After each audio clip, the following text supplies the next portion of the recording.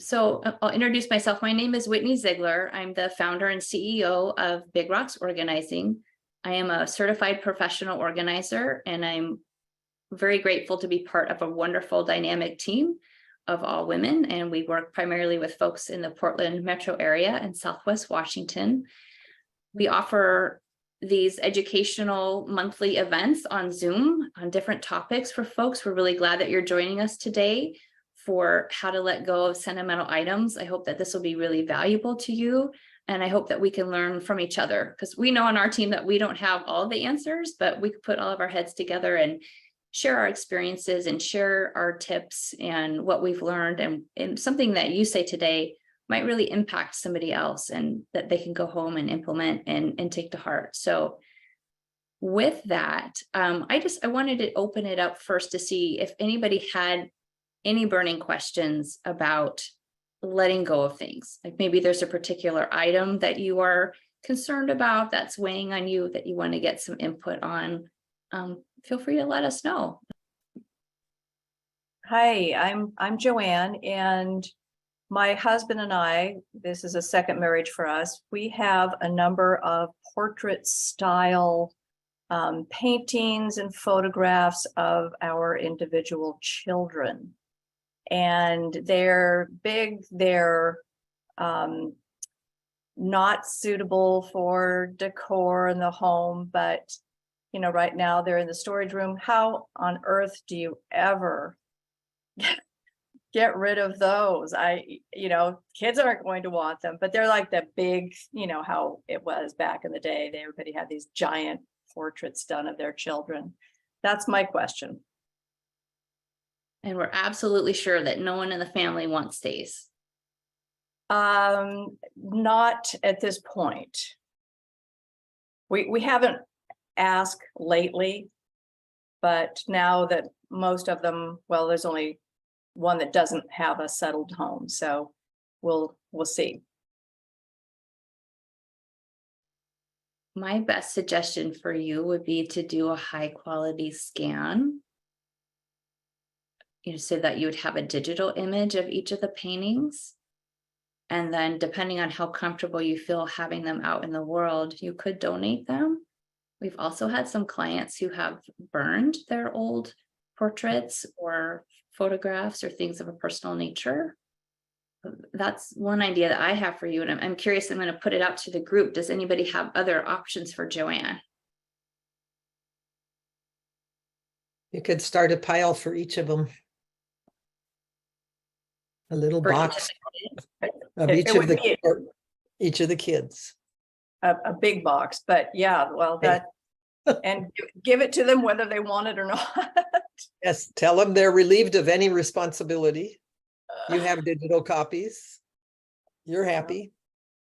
They might say, I don't need it, and then you're free. Yeah, that's not a bad idea. Anybody else have an idea for Joanne?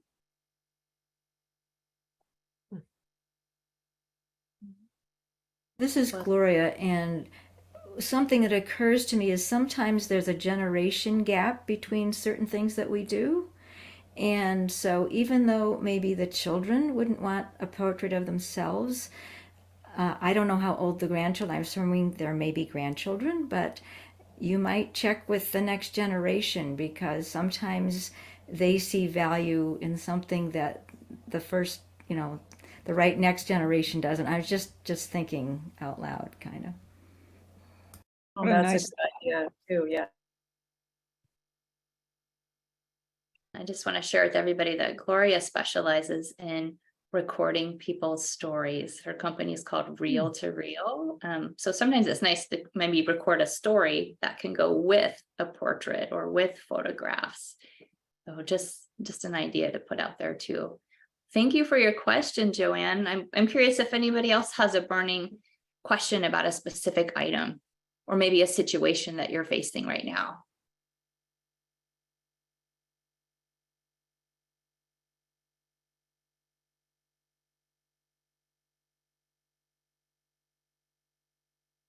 Well, as you know, my parents have an entire storage unit full of stuff. So I'm very curious I'm excited to hear what you guys have to say for during this session, because there's years and years of stuff and neither one of them are in a position to really make meaningful judgment calls. Do you know what's in the storage unit, Carrie, or is it kind of a mystery at this point? Well, we know that there's many boxes of photos that we're not sure if they remember who are in all the photos. That's going to be an immediate challenge, because my dad's in a nursing home and he doesn't know that we're going through this stuff. So my mom is having to kind of be careful about how she asks him questions, but a lot of it is just old stuff that doesn't mean anything to us. And so we're thinking in terms of how much money that they are paying every month to store a bunch of things that no longer are useful to them. And they just have been, they're just too afraid to let it go. And so that's kind of what we're going through right now. So That's tough, especially if one of your parents may not be in a position to really participate in the process or give consent about their items. Yeah. Well, we will definitely be touching on this throughout. Thank you for sharing your situation. I hope that you'll get some good ideas and takeaways today. thank you. Anybody else facing a similar situation with their loved ones?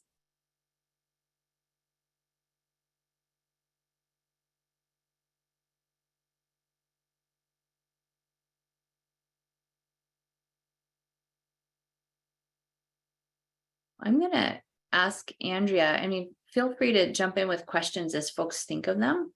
But Andrea, in writing the blog for this month, you mentioned 5 sentimental items that you have kept, and you call yourself, you're pretty much a minimalist, I would say. And typically maybe you don't have a strong sentimental attachment to things, but there were 5 exceptions to that for you. Can you tell us a little bit about those items? Yeah, they're various kind of silly things, but one is from my childhood that my little brother gave me. Another is a drawing that one of my kids did. I have my mother's good china. She died when she was very young. And that's really all I have from her. My dad, in, just a state of grief, kind of got rid of everything that she had right after she died. And it never dawned on him that maybe his kids would like some memories. But one thing I found with just having a few precious things is that each one is so much more special to me than if I had boxes and boxes of things. Everyone is so dear to me. And it's literally only 5 things. And I also have learned over the years, my mother died 40 years ago. My dad died 25 years ago. I still have the memories, and that doesn't ever change. And that never goes away. And I don't need stuff to remind me of how much I love them. So that was my learning as I purged things. Yeah, so those memories live within you, not within the specific items. Exactly. Yeah. Nice. I'm curious for other folks, if there's been specific things that have been very hard for you to let go of, that you did manage to let go of, and how did you do that?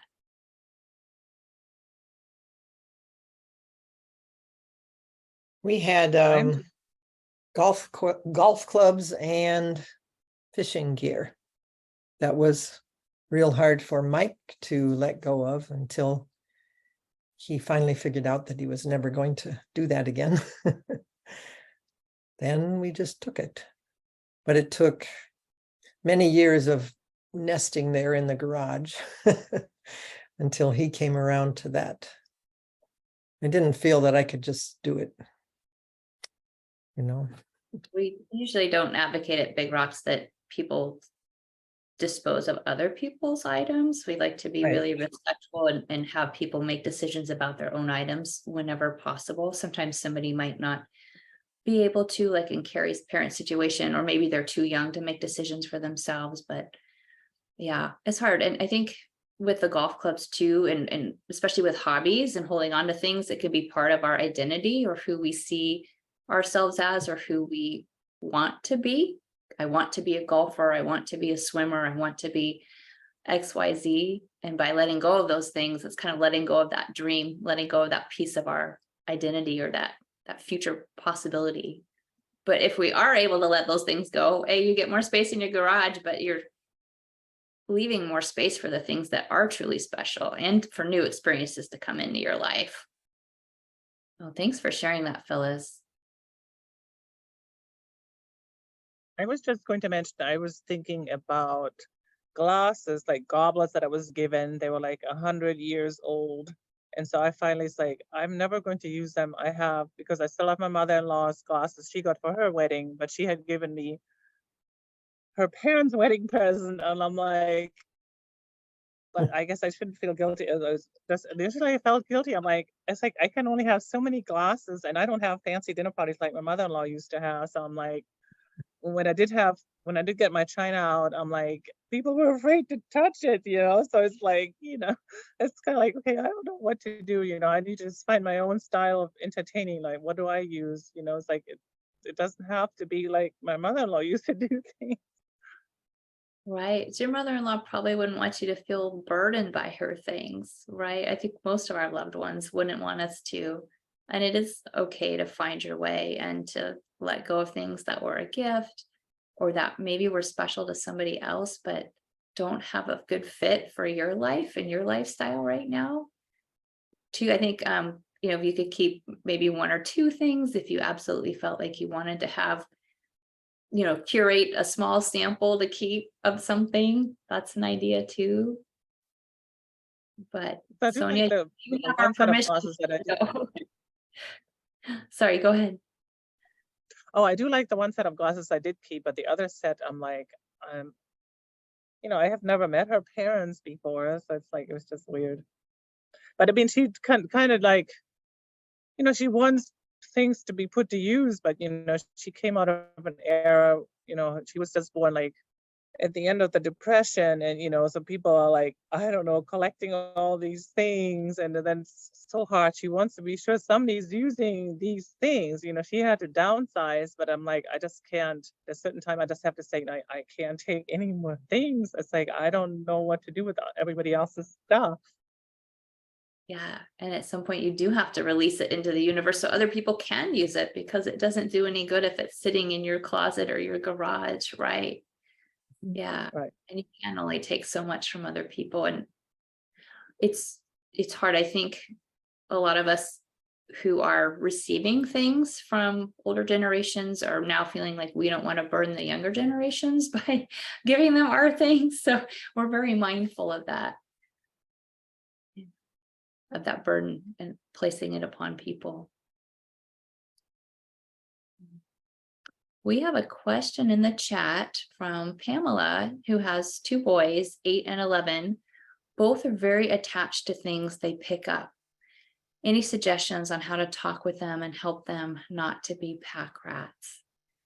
It can be tricky because we're all wired differently. Some of us lean more towards being sentimentalists and we do like to hold on to everything. And then others of us might be hardcore minimalists like our Andrea here.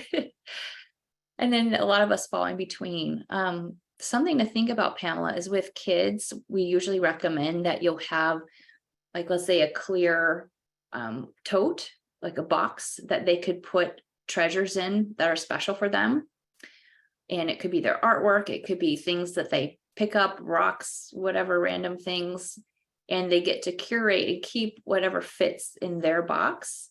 And as the box fills up, if we reach capacity, then it's time to go through and look and to make some trade-offs and decide what are the treasures that are most important to keep now. And if they don't fit in the box, we need to find a way to release them and let them go, whether we can donate them to others or someone else can enjoy them. But I think it's great to start training kids kind of from a young age to be able to curate items and make those decisions. Anybody else have ideas for Pamela?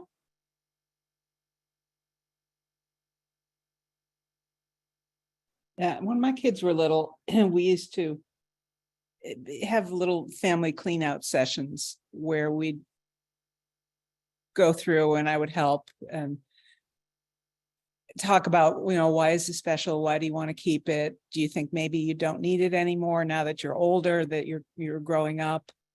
And just, invite them into the conversation about what's important to them now and make them, it kind of forces them to think about it, not just, oh, I'm going to keep everything. So when we keep everything, then nothing is special, right? We can't find what we have. We can't appreciate what we have. If you were talking about keeping just those 5 items, that they're very special to you, and you can probably display them or see them in a meaningful way instead of them getting lost in all the debris. Yeah. I love the idea of a treasure box. Yeah. It could even look like a treasure chest. Yeah. It'd be fun. Yeah. Anybody else have ideas for Pamela?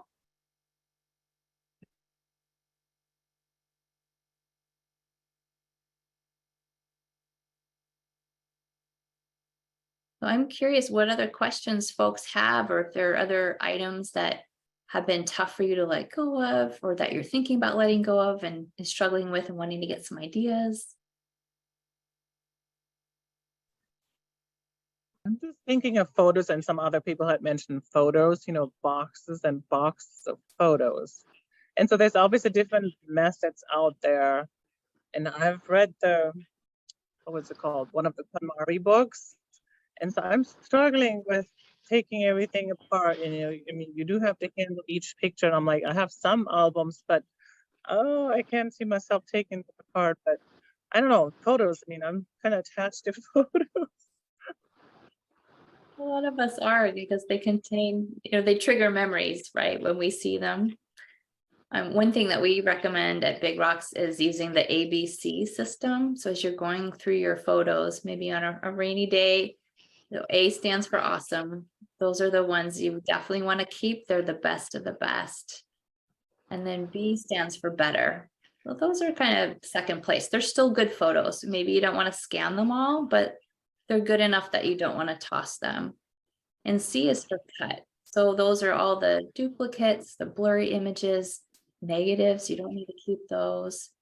So if you can sort through them and right size them down to just the A and B, and then pull apart your A, those best of the best, and consider scanning those into digital albums. And we have resources for you too, for scanning if you're interested, or cloud storage, how to store and access your pictures. And other people here might have ideas as well, but so just some ideas off the top of my head when it comes to photos. And you also always want to wear gloves when handling photos because of the oils in our skin, damage photos.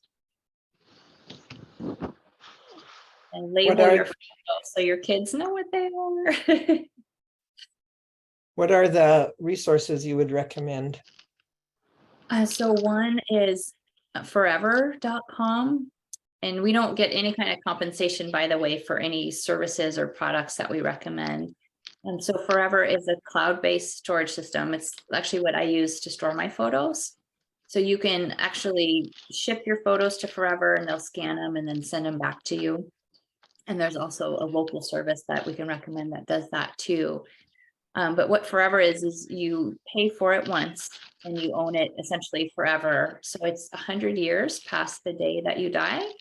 And you can designate beneficiaries. So when you pass, the people you designate will then have access to your account and then will own it for 100 years after you're gone. And you can also add PDFs. You can add blocked documents. So if you wanted to, I don't know, save important information like your will, your social security number, those kinds of things can also be stored in Forever.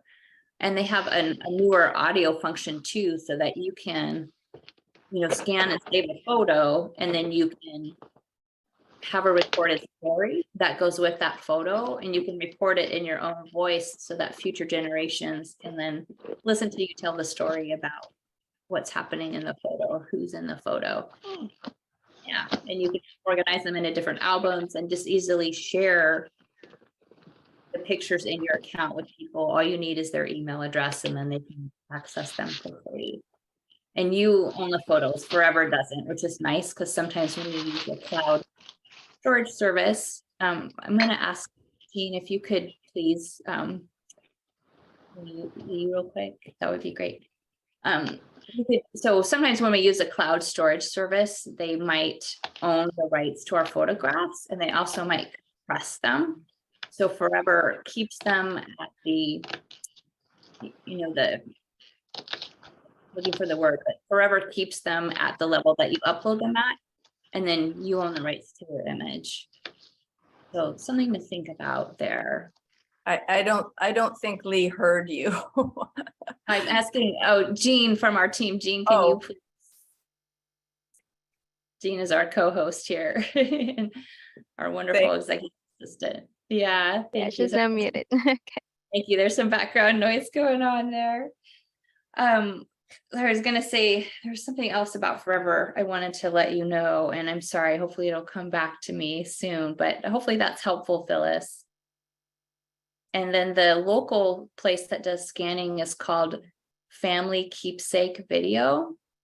And they can, and Forever too, they can convert a lot of different kinds of media. So not just photographs, but everything from 8mm film to audio tapes to videotapes. All different kinds of things can be converted and digitized now for pretty affordable rates.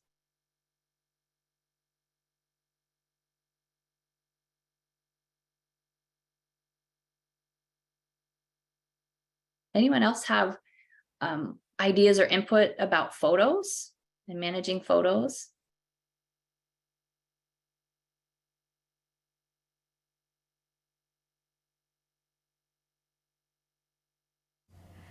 This is Gloria. I just want to say, I think part of the issue, and I'm right up there at the top with all of this that we're talking about, is that somehow a photo, there's something about the soul being in that photo. I know that's kind of an old idea, but I do think that that's part of why it's so hard, especially with photographs.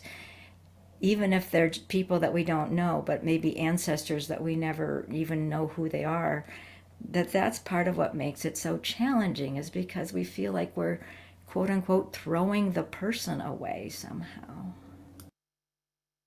Yeah, all good points, Gloria. Thank you. And Gloria, how do you have any tips for how to resolve that? I mean, I just think I'm a little, I feel like it's bad luck to destroy a photograph. I know that's silly, but it's like, I don't know. How do you get past that? I don't. I'd be happy to hear what other people do. The other challenge for me is that I'm a stepmom, but live 6 miles from my daughter. And she is about the most unsentimental person I know, bless her heart, to a certain extent. And so, like, I don't even like what am I going to do with all of these photos of people that she's not even specifically related to? So, I'd be happy to hear what other people have to say. I'm glad to hear also that I'm not the only one who's kind of having like big issues specifically with photos. I have a suggestion that you should, I don't want to say you should do anything. I don't like to should on people, but here's an idea. Get your daughter to sort them with you. And then she knows it. She might be missing out on something, but will relieve you. I think one of the things that I hear on all these different subjects is boundaries. You have to have your own boundaries of what you are willing to absorb of other people's expectations. Or physical stuff too. Yeah, thank you, Phyllis, for drawing that common thread. Yeah, absolutely. I know that Scrap, which is a local nonprofit that collects art supplies, it was originally founded by teachers for art supplies to use in the classroom and for kids' art projects. They will take photos from the 1970s and older that you can donate and people can use them in art projects. So if you're not worried about someone using your loved one's face in an art project, but you just want the photos to go on for a creative use, that's one option. You could also consider, if you're into genealogy, maybe scanning some family photos into ancestry.com or a similar service or website.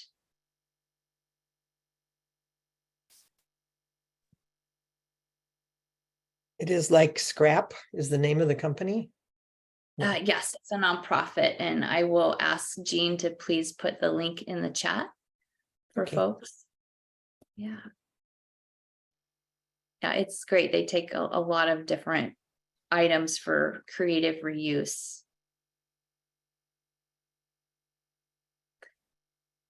Any other thoughts about photos? I live outside of Philadelphia, and there is a professional organizer that specializes in photographs. And I had lunch with her one day, and she was telling me about the process that they go through. And there's probably others that do this, but they basically, she described how they sat down with a family and they took literally 3,000 photos and went through them, one at a time, and chose the best of the best. Because how when you used to take photos and print them, you would have 10 similar photos, and they would just pick the one best one. And they created a digitized version of the keepsakes. I didn't necessarily ask what they did with the ones that didn't make the cut, but the ones that did, they then created a digitized version that went to the couple, and also a copy to the adult children that wanted one. So that to me sounded like something that I wanted to sign up for, because somebody else was going through and probably had a less biased opinion about the photos, when I'd be, oh, I want to keep that one. Oh, I want to keep that one. Oh, I think I'll keep that one too. But she could go through it probably much more swiftly and identify the good ones. And also, a lot of old photos yellow, and apparently you can restore those. I didn't even know that. But yeah, so she said what they ended up with was, and she used that as her example case study, because in the process, the elderly parents, the mother passed away. So they kind of expedited things so that they had the digitized version that they could show at her service. So that's great. Thank you for sharing that, Roberta. The largest photo organizing project that our team ever did was 12,000 photos for an estate of a woman who passed away, and there were 28 beneficiaries to her estate. And so we put together, we sorted them. They were just a huge jumble, no rhyme or reason whatsoever, but we sorted them as chronologically as we could and went through and chose the best of the best. So we kind of put together the story of her life for her loved ones. And that was a fun project. That was quite an honor. It was also challenging in some ways, though, because she was a dog breeder. And so in every photo, she would have these little dogs, but they all looked a lot alike. And so it was hard to tell,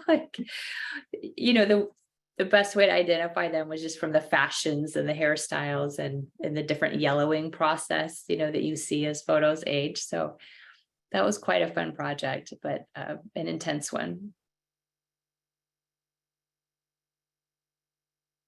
Oh, Whitney, I have about maybe 50 albums, photograph albums with photographs in them by years. I've kept them dated, and I put captions, who the people are, and I've done this for years and years and years. So I have a lot of photo albums, and those are bulky. People probably will not want to collect a lot of photo albums, but my children and grandchildren might want some of them. But do you know of any place, like any kind of a genealogy place or any kind of a place that would accept photo albums that are, you know, like dated and categorized and things like that. Not off the top of my head, unless somebody in them was relatively famous and maybe a museum or historical society would be interested. I used to be a scrapbooker, and what I did with my scrapbooks was I had them scanned by forever. So I just sent them off as they were because they were dated and captioned and all of that. So they just scan them in full color into digital albums that match the physical albums. That's something that you might want to think about too. And then you can share them with everybody in your family. If you did have more than one person that was interested, then, you know, they both can't take the album, but you can share it with more people that way. And then too, if anything were to happen to your photos or to any of our photos, if we have them scanned, you know, they're protected from fire, from natural disaster, they're backed up. So can you send albums to forever? You know, their pages are plastic, or, you know, they're covered. And I don't know, they would probably have to take each photo out of there. Not I don't know. necessarily. They were able to scan mine just as they were, and the scan quality was really great. And other scanning services could do the same too. Really? Okay, that's a great idea. Thank you. Yeah. And something to think about too with the old photo albums that have that kind of clear adhesive over them, Mhm. that it can cause damage to the photos over time because they're not acid free. So, and maybe another reason to consider scanning, just to be able to preserve photos for the long term. Okay.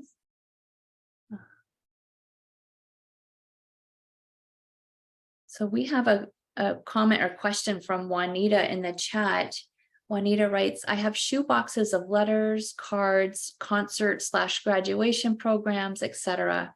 I periodically look at them and try to toss out, but when I read them, I think, oh, I can't get rid of this. But I'm getting better at keeping only a few of the correspondences from the different people. It's great. Thank you for sharing, Juanita. Yeah, I think what Andrea said was, you know, resonated with me too. It's like, I don't need 5 of these. Maybe I just keep 1 or 2 of, you know, the special letter from my aunt, you know. So I think that's a good thing to try to model. Yes, curate the best of the best. I agree. And then what Andrea said, then what you have is truly special. Yeah. I thought one other thing about forever that I wanted to mention is that, you know, you pay for it once and they will convert all of your files to whatever the current media is. So as technology changes and as our media changes, they will convert all of that for free moving forward. So maybe right now we're using JPEGs, for example, and whatever the future holds, your pictures will be upgraded at that time. So that's another nice thing that they offer. I just there's also there's kind of an in-between project that we do. You know, sometimes you just really want to have that photo. You want the tactileness of it. We often make albums. We'll go through shoe boxes and gather up the best and upload them and send them out to be printed into an album. So, you know, you can do 2 or 3 shoe boxes and curate it down and get a little album that's this big and this thick and takes up no space at all, but you can sit and go through it and look at it. And there's something very, very satisfying about having that album in your lap, but it's also not 4 inches thick. You know, there's just something really nice about services that can do that kind of thing too. That's a great idea too. Thank you. And I did not mean to skip Lee's question. I'm going to backtrack in the chat. Lee had a question about having a lot of antique furniture, but not having any luck finding someone to love them. So Lee, last month we talked about resale and consignment, and we had some antique specialists who participated in that. I would highly recommend watching the video replay of last month's Zoom event. I think there'd be a lot of nuggets there for you too. And we also, maybe Jean, if you could forward to, if Lee, if you give us your email address, so actually we'll have it from your registration, sorry. Jean, our wonderful assistant, can send you a list of the resources that were mentioned, because there were quite a few different antique dealers in the Portland area that were mentioned during our webinar last month. I hope that helps. What other questions or challenges are folks having with sentimental items?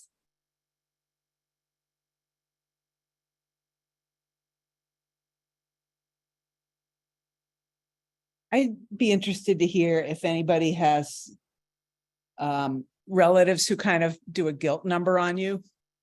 And, you know, try to force you to take their ugly china. Or they come to your house and they look for it and you've kind of hidden it away because you think it's horrible. Does anybody else Or they struggle? drop it off on your porch and do a runner?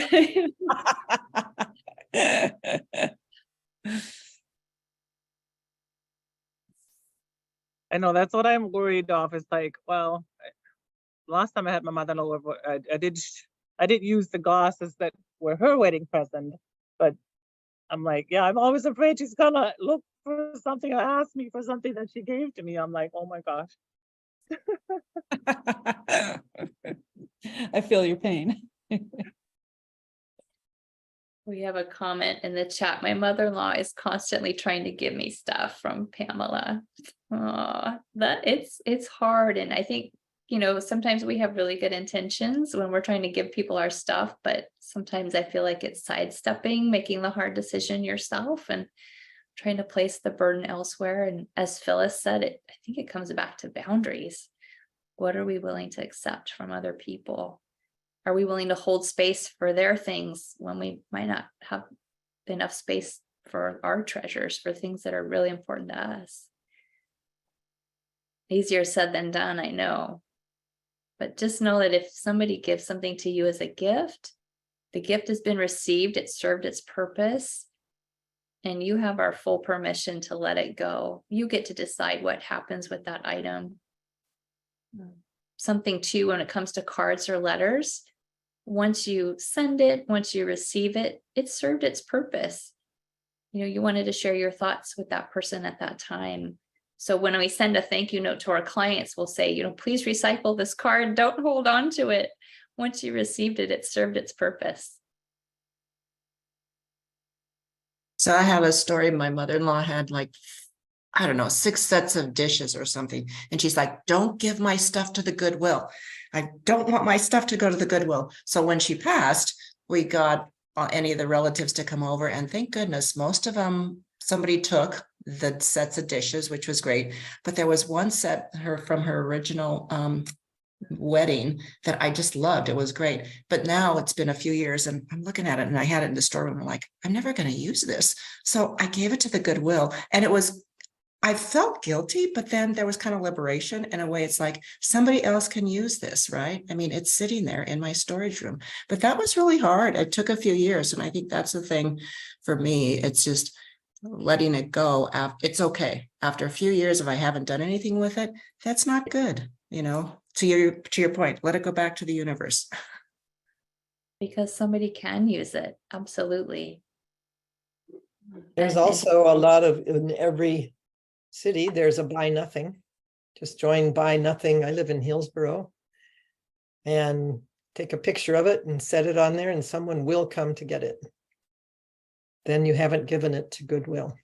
Buy nothing is great. Oh, thank you. That's No, good. somebody really wants it. Yeah, buy nothing. Yeah, or offer up is a nice one to use as well.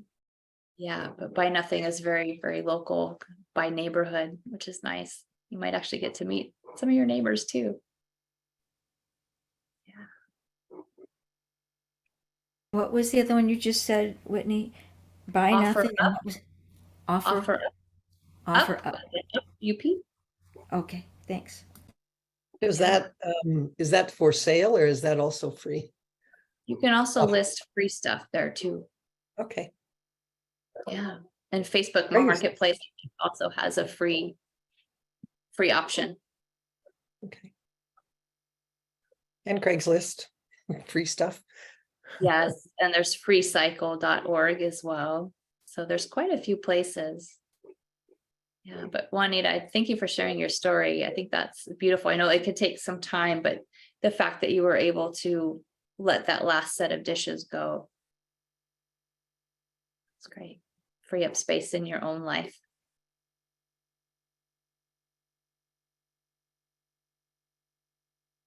Anybody else have specific items that they're wondering about? I have a crazy collection of record albums, what people now call vinyl, but that's just because they don't know we don't use that term.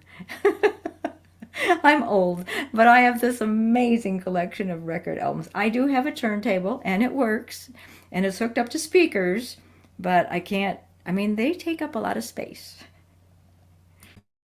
They do. They're heavy too. We have packed vinyl or records and shipped them across the country for clients. And we have to be careful how many we put in a box so that we don't break the movers' backs.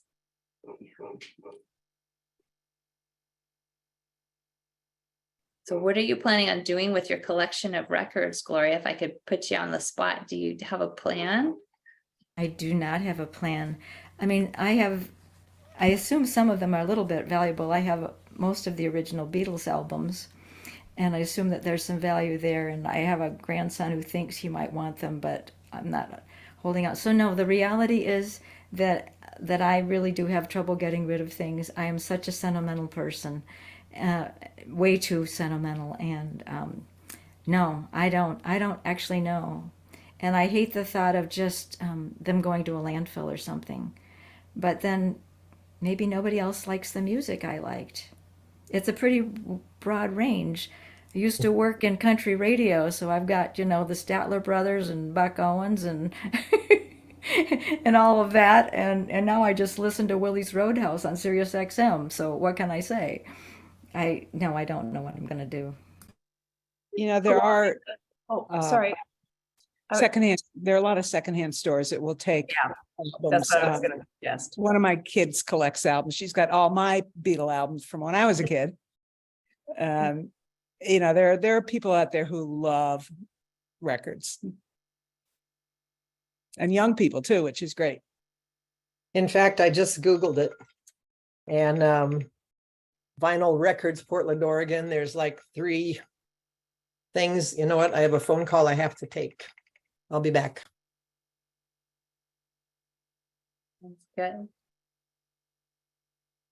I have kind of the same question about music CDs.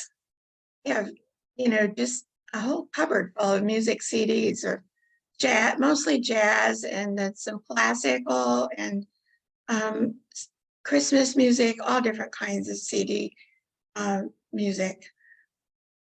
Do you know, would the people that take vinyl records also be dealing with the CDs? I wonder. Potentially, you could definitely check. Generally, we see them at estate sales for maybe $1 a piece. Other folks donate them to the local library, and then the library sells them at their biannual sale, and the proceeds go to support the library. So that could be something to consider. Those are good ideas. Thank you. Welcome, Jean. And then with the vinyl records, does Music Millennium still buy vinyl? I think there's still one location. I know I live in Beaverton. I know that location closed. So we might all have to do some Googling, and we could definitely do a little research and send out resources in our email that'll come out after this. Thanks. Yeah, but if anybody here knows from experience, so please share.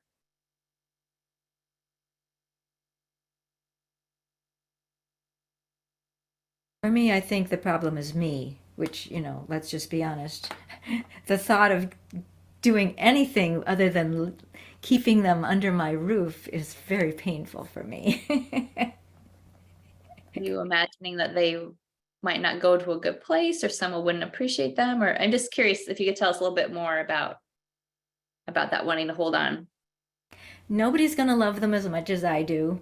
And nobody's going to, this is me talking, and nobody's going to take as good a care of them as I do. Like I'm a perfectionist, and it's sort of like my house. The thought of anybody ever living in this house is more than I can handle either. So I've got bigger issues, I think.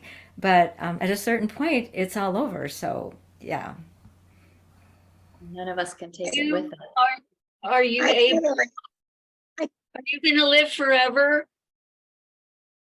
Oh God, I hope not. No, I have no interest in that whatsoever. I have a friend at the gym who wants to live to 100, and I don't even want to get there. So no, I'm not delusioned in that regard. But what's your plan? I'm here at this webinar. I don't have a plan at this point. And that's okay. You don't need to have one. I think for a lot of us, knowing where our items are going or knowing the person that they're going to can make us feel a lot more comfortable in letting them go. So for example, Andrea's daughter, who is a younger person who appreciates these records and is collecting them, probably is taking pretty good care of them, I would imagine, right, Andrea? So there are people Better out than there. I did. Well, there you go. Yeah. So it No, might I take. mean, I do know that other people will take care of things. It's just, it's just me. No, I don't think it is. I don't think it is just you, Gloria. It's not just you, Gloria. I am exactly the same way. I have held on to, like, this is kind of ridiculous. Huge boxes of letters my mother kept. She was like us. She kept all these letters that I wrote from 1962 to 1985. And I've got that box. And, I kind of want to look at it, but then I don't want to have to go through it all. But I also don't want to throw it away. And I don't know. It's just being sentimental is kind of hard. It's hard to be that way because, you won't live forever. And you don't want to burden people. But at the same time, you don't want to get rid of it. And I don't have a plan either. Gloria, you're not alone. Thank you for sharing that, Jean. You're so brave. I really appreciate that about you. Hi, my name is Yesenia. I do have one comment. I do agree with the belief of the items serving its purpose.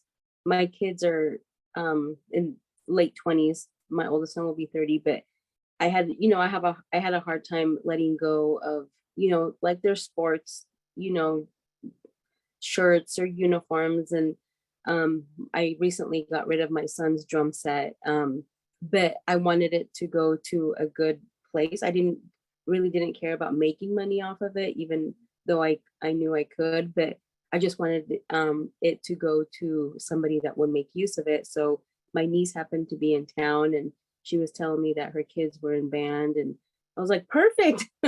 Would you like a drum set? And it just worked. I mean, I hung on to that for umpteen years, and I felt like, okay, I want this to serve to another youth that can benefit from it, and like I said, I like the belief of it has served this purpose.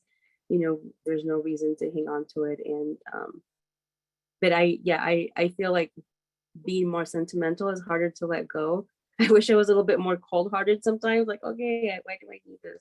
But I like that thought. Thanks, Yesenia. It's good to see you again. And thanks for sharing that story. That's a great outcome for the drum set. That's awesome that it's living on and kids are using it. Yes, thank you. So true confession, something that I have a really hard time letting go of are books, because I love to read. I don't know if anybody else has struggled with that as well. That was probably the last thing that I right-sized in my house was my books.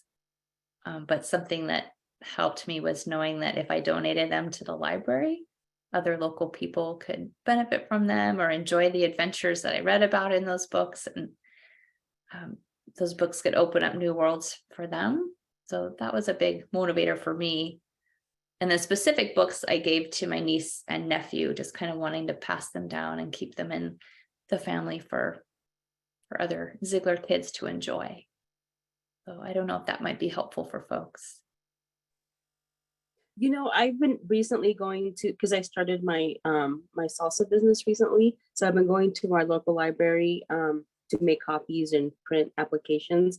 And I really, it just hit me one day because people go there and they're very respectful with everything. They have CDs, they have VHS tapes, they have, and so I feel like, I mean, like I have a few books, I'm not a big reader, but I feel like if I ever have to donate anything, that would be the place where I would go to, because people go there to, you know, they value those things more. Yeah, thank you. And if you're in the Portland metro area, or well, Washington County Cooperative Library Services, they have a library of things too that you might be able to donate to. For example, people can check out an Instant Pot, or they have, I think, over 600 different items, you know, specialty baking pans that you might only use once a year that you don't need to keep, but you can go check them out as you need them. Board games, different things. So one other resource, in the Hillsborough Library does a twice yearly sale, and they take costume jewelry as well as books for their sale. So if you're wondering what to do with all of your costume jewelry that may not have monetary value, but you want to see it live on and be appreciated by somebody else, that might be an option. Whitney, could you say that name again? I just completely, my mind went blank. I didn't hear what you said about the costume jewelry donations, please. Hillsborough Public Library.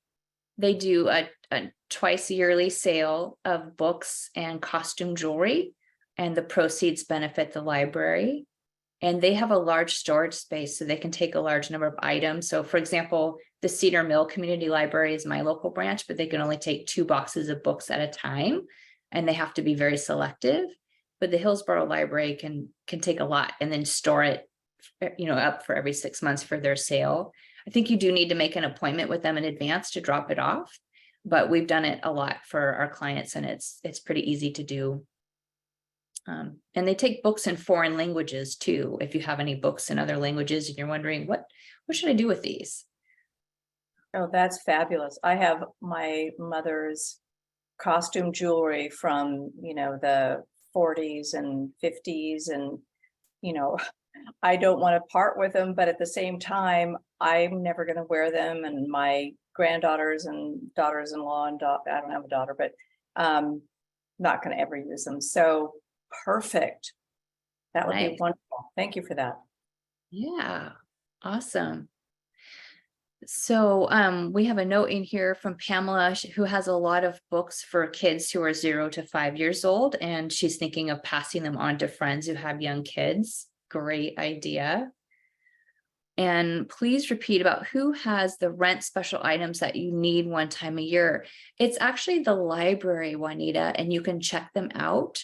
So if you're in the Portland metro area, I believe that all 3 of the public county libraries and libraries across the US have things that you can check out, like puzzles, board games, because, you know, puzzles, sometimes you put them together once and you don't really want to put them together over and over again. So you could go get new puzzles to use with your kids or grandkids, or the people who love to do puzzles in your life.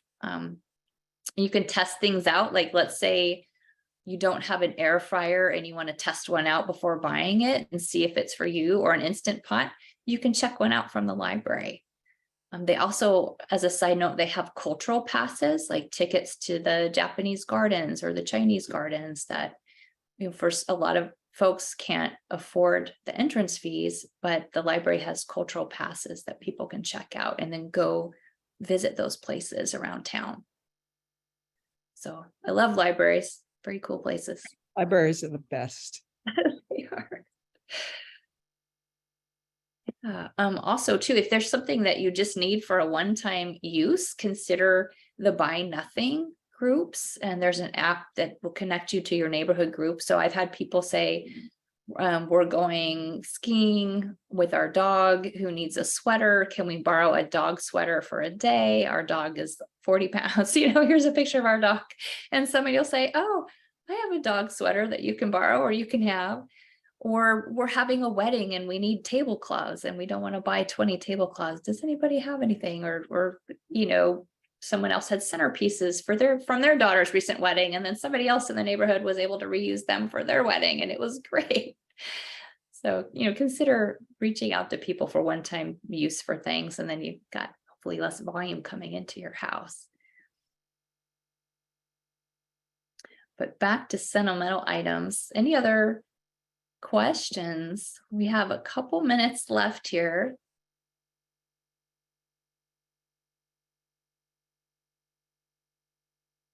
Well, I want to thank all of you for attending today and for sharing your experiences, your questions, your input, your advice, ideas, suggestions. Thank you so much. So next month, we're going to be meeting on August 2nd from 4 to 5 p.m. Pacific back here on Zoom. And our topic is the gentle art of Swedish death cleaning. People usually ask me to repeat that, and it's death as in D-E-A-T-H, as in dying. There's a book by a woman named Margareta Magnusson, who's Swedish, and she will only reveal that her age is somewhere north of 80. She won't reveal her exact age, but she wrote this lovely short book, and it's interspersed with stories from her life, and it's talking about letting go of items. And she's been burdened by a lot of other family members' items. She's had to clear out houses after family members have passed away. And then she's also taking care of her own items and putting her ducks in a row as she progresses through the book. It's only about a 3-hour read. It's really short.